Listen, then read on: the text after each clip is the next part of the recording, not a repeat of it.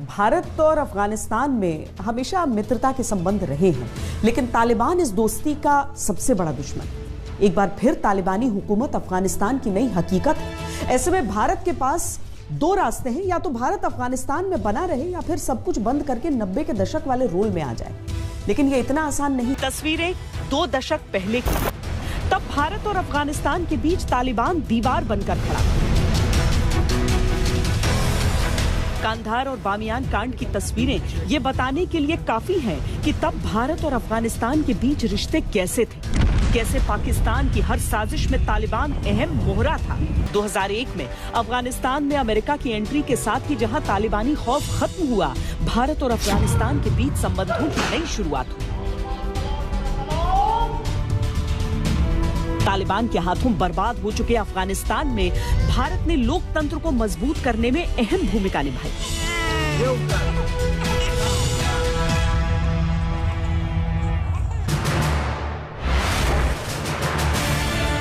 भारत के सहयोग से अफगानिस्तान की नई संसद का निर्माण हुआ। साल 2015 में जब उद्घाटन समारोह हुआ तो खुद प्रधानमंत्री नरेंद्र मोदी पहुंचे।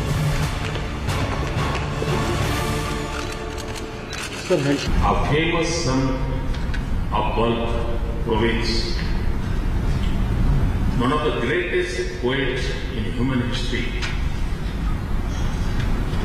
Jalaluddin Rumi, wrote,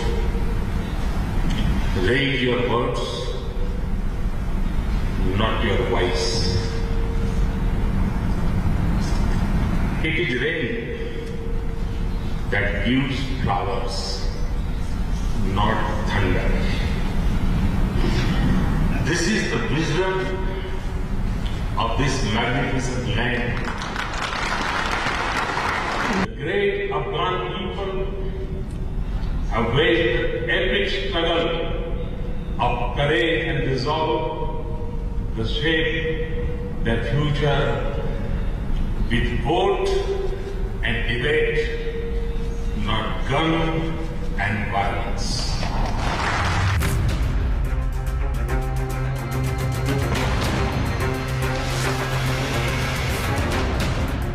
ये तस्वीरें उसी समारोह की, लेकिन अब अफगानिस्तान के इसी हॉल की तस्वीरों को देखकर किसी का भी दिल दहल जाए। अफगानिस्तान की उसी संसद के भीतर अब बंदूकधारी, हाईटेक हथियारों से लैस तालिबानी आतंकवादी नजर आ रहे हैं।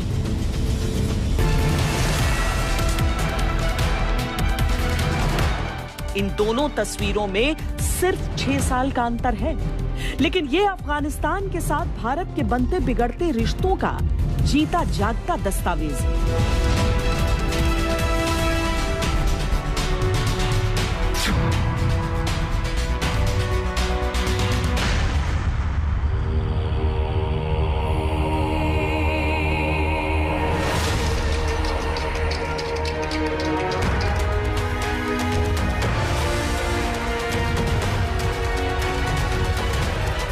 काबुल पर कब्जे के बाद तालिबानी दहशतगर्दों ने जिस तरह से अफगानिस्तान में आतंक मचा रखा है, उससे साफ है कि तालिबान बदलने वाला नहीं है।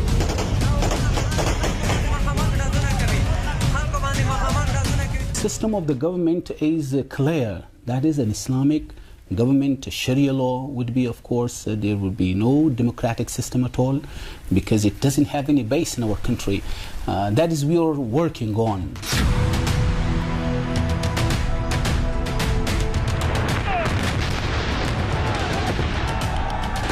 तालिबान की इन्हीं हरकतों और पाकिस्तान परस्ती की वजह से 1996 से 2001 के बीच जब अफगानिस्तान में तालिबान का शासन था, तब भारत ने अफगानिस्तान से संबंध तोड़ लिए थे। लेकिन अमेरिका के आने के बाद हामिद करजई की सरकार का गठन हुआ तो भारत फिर से काबुल में सक्रिय हुआ।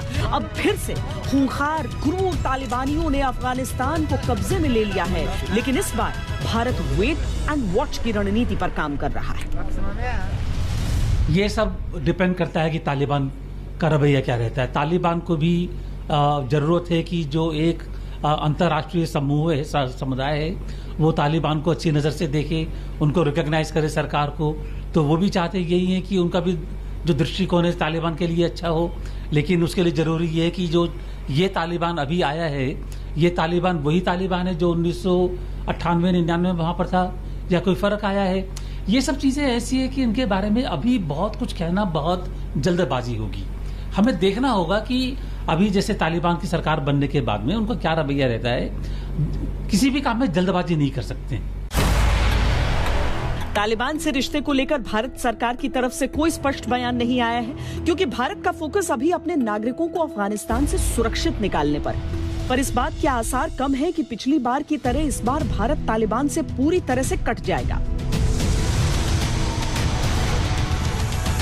वहां पर थोड़ी स्थिरता आनी है, थोड़ी अनसर्टेनिटी है, और हमें कोई थोड़ा डेफिनेटिव मालूम चलना चाहिए जो वहां पर किस प्रकार की सरकार आती है, तभी हम भारत सरकार इसको निर्णय कर सकेगी जो उनके साथ कैसे हमारे रिश्ते होने चाहिए और कैसे हमारे ताल्लुकात।